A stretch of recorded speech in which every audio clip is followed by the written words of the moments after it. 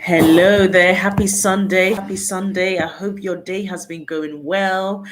This is Blessing. Welcome to the Becoming a Millionaire podcast. This is the podcast where I share my personal development journey with you, and I hope you will share your journey with me on our way of and journey of becoming a millionaire. So, if you've been following me, you will know that I've been reviewing this book, We Should All Be Millionaires by Rachel Rodgers. We should all be millionaires.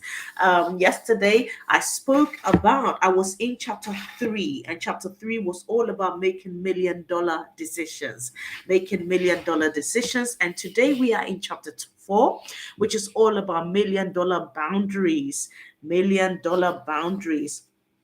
So in this chapter, Rachel really sets out how we as females who want to become millionaires must first set boundaries. It's not everything that we can do, okay? We need to clearly set boundaries. So another thing Rachel does, which I've mentioned already, but I really love about her book, is that she always has a table where she shows you one set of boundary, which she calls broker as boundary, and then another table which she calls $1 million boundary. So I'll give you an example. She says, you tell your colleagues, I don't check email after 5 p.m., but you're lying to them and yourself because actually you do. Your phone notifications ding all night long, pulling your attention away from family time and self-care. And you often reply to emails right up until bedtime. So she says that's a broke house boundary. So what is the $1 million boundary? The $1 million boundary is that you do not log into your work email after 5 p.m., period, on weekends, ever. Period. She says you've clearly stated this to your colleagues so they know the dealio. They should know the deal. I don't check my email after 5 p.m. I don't check my email on weekends. So these are boundaries that she says as women we may find uncomfortable to make, but on our journey of becoming a millionaire, these are clearly boundaries that we should be willing to make. She goes on to give more information and more examples. She says, for example, um, a client demands a refund for services rendered because he changed his mind about it and doesn't want to pay. And some clients do that. She says, instead of enforcing your contract, you give him a refund to avoid a confrontation and hope he doesn't badmouth you on the internet. Okay, that's a broker's boundary, but this is the $1 million boundary. She says, a client demands a refund for services rendered because he changed his mind about it and doesn't want to pay. You tell him no and to go ahead and tell whoever will listen that you enforce your contract and are not having it. So that is what we need to do. Tell them, I'm sorry, I've rendered the service. This is part of the contract. I'm just not having it. Okay. So I just love Rachel because she just tells it as it is. All right. She tells it as it is.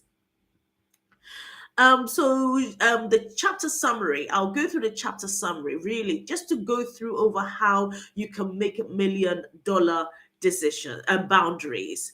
So she says women do the lion's share of both visible and invisible domestic labor. And this gets in the way of our ability to build wealth. And I think it's so true. I think it's so true. You know, there's an expectation in society that women will just do the lion's share of household chores.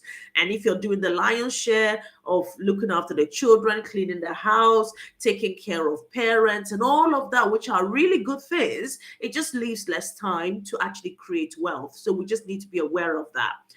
So Rachel also says that women also get the short end of the stick in the workplace, causing our labor to not be properly remunerated and respected.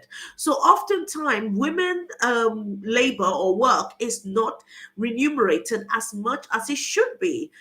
So many statistics have been done showing how men in the workplace tend to earn a lot more than women. Okay. So she says these widespread societal issues related to women's labor, it leads to exhaustion, depression, and feelings of inadequacy in women, of course. Imagine you're doing the lion's share, but you're getting paid the least. Of course, it will lead to exhaustion. Of course, it will lead to depression and feelings of not being good enough. I'm just not good enough. Of course, it will lead to those feelings.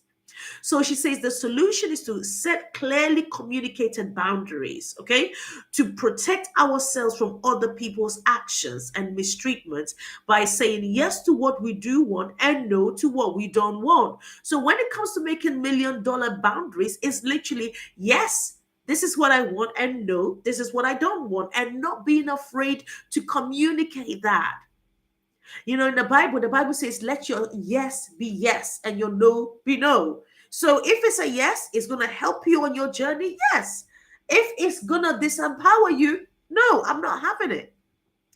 She says, once communicated, boundaries must be enforced to properly serve their purpose. So, what she's saying is there's no point in having a boundary if you're not going to enforce it. And I think I'm quite guilty of this because sometimes I may make boundaries, but yeah, I lose my way in the enforcing of boundaries. So, it's not just about setting boundaries, it's about how do you enforce boundaries so that people respect your yes as a yes and people know that your no is a no and you're not going to have it. You're not going to tolerate anything that does not suit your agenda.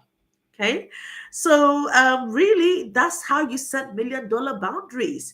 You let your yeses be yes, your no's be no's, and enforce it. So even if people are trying to test you to see if it's going to work, don't just enforce it. Enforce what your boundary is. So tell me in the comments what you're taking away from this chapter summary. If you've not got the book, the link is in the chat. Please click on the link and buy this book by Rachel Rodgers. Absolutely love her book. We Should All Be Millionaires, A Woman's Guide to Earning More, Building Wealth, and Gaining Economic Power. Take care and see you soon. God bless. Bye-bye.